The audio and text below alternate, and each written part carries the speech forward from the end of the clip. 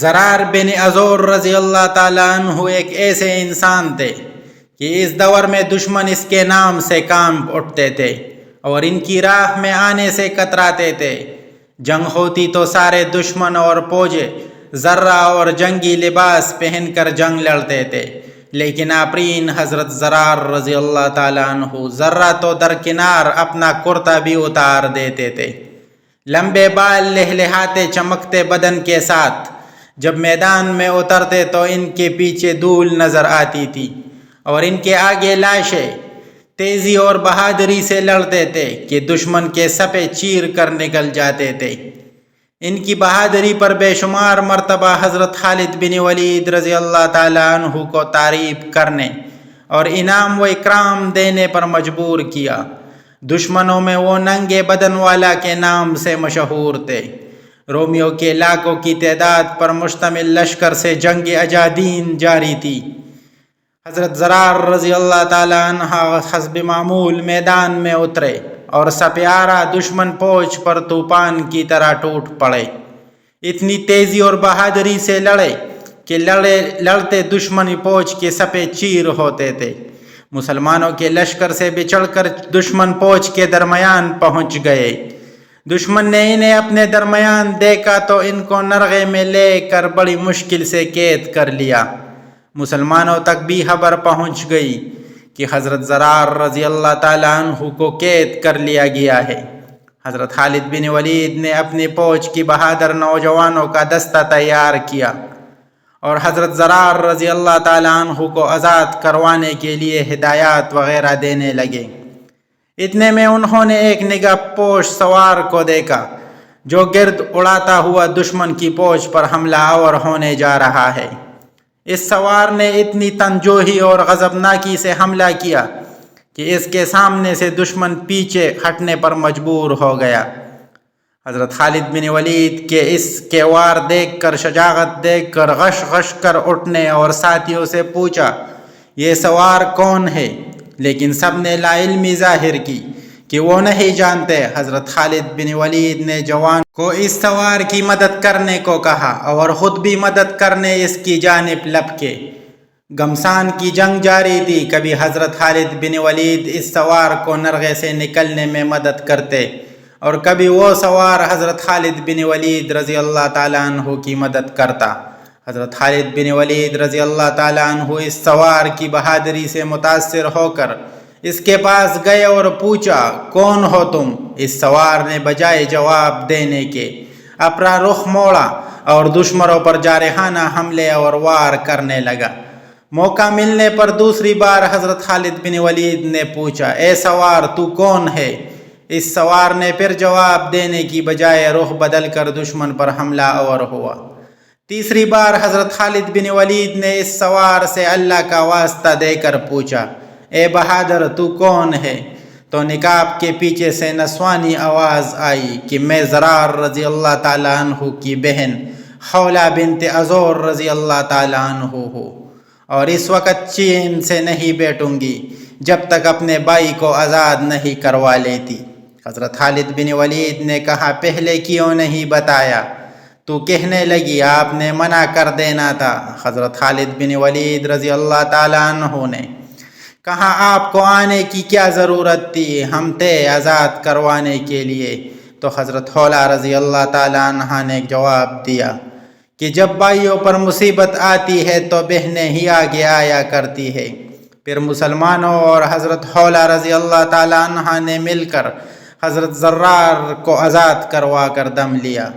حالانکہ خولہ بنت ازور کی اپنی شخصیت بھی کچھ کم اور باکمال نہ تھی، لیکن زرار بن ازور کی بہن ہونے کی وجہ سے بھی مزید شہرت ملی۔ زرار بن ازور کا ذکر ملک شام کی فتوحات میں نمایاں طور پر ملتا ہے۔ حضرت زرار رضی اللہ تعالیٰ عنہ والے واقعے کے کچھ ہی عرصہ بعد شام عیسائیوں نے اپنے ایک کمانڈر بولس اور اس کے بھائی بطرس کے قیادت میں مسلمانوں کے ایک چھوٹے لشکر پر حملہ کر کے کچھ مسلمان خواتین کو گرفتار کر لیا، جن میں حضرت خولہ رضی اللہ تعالیٰ عنہ بھی شامل تھے۔ گرفتار شدہ خواتین قبائل عرب سے مقابلہ کرنے کی ہوگر اور عادی تھے۔ یہ سب عظیم اور غیرت مند خواتین آپس میں جمع ہوئے اور حضرت خولہ بنت ازور رضی اللہ تعالیٰ عنہا نے انہیں مخاطب کر کے کہا، حمیر کی بیٹیوں اور ایک قبیلہ طبخ کی یادگارو، کیا تم اس بات پر رضامند ہو اور یہ چاہتی ہو کہ رومی کافر بے دین تم پر غالب آ جائے؟ تم ان کی لونڈیاں اور باندیاں بند کر رہو۔ کہا گئی تمہاری وہ شجاعت اور کہا گئی تمہاری وہ جرت اور غیرت جس کا چرچہ عرب کے لونڈیوں میں اور جس کا ذکر عربی مجلسوں میں ہوا کرتا تھا۔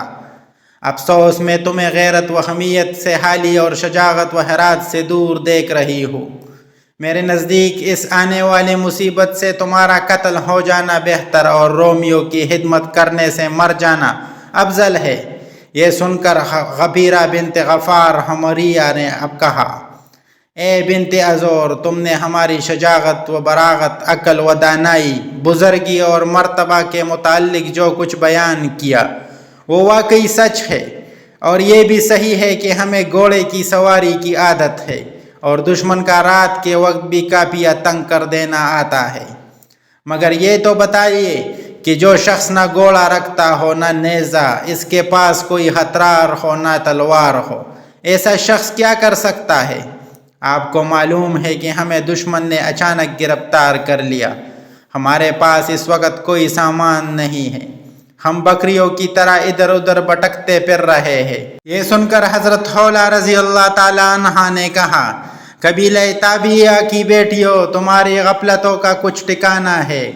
خیموں کی لکڑیاں اور ستون موجود ہے، ہمیں چاہیے ہم انہیں اٹھا اٹھا کر بدبختوں پر حملہ آور ہو۔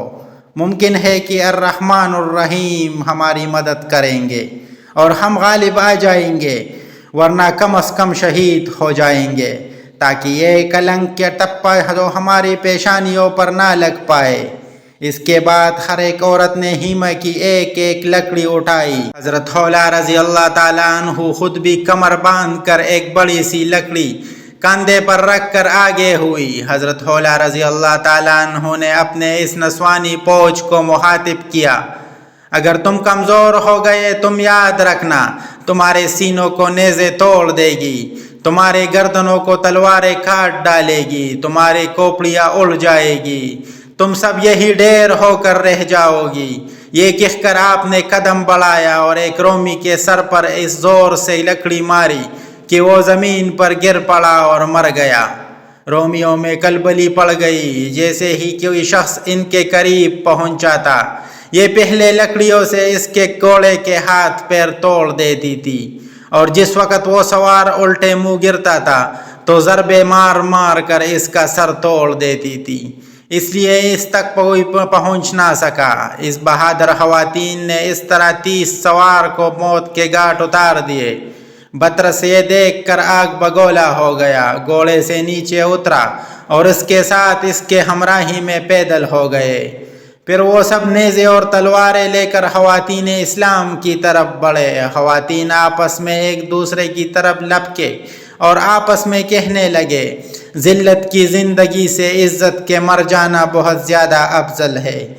حضرت خولہ بنت ازور کی طرف اس نے دیکھا جو ایک شیرنی کی طرح دوڑ رہی تھی۔ بطرس سے یہ سن کر غصہ بھر گیا اور ساتھیوں سے کہنے لگا کہ تمام ملک شام اور گروہ عرب میں اس بات اور کیا شرم کی بات ہوگی، عورتیں تم پر غالب آ جائے۔ یسوع مسیح اور بادشاہ غرپل کے خوف سے ڈرو اور انہیں قتل کر دو۔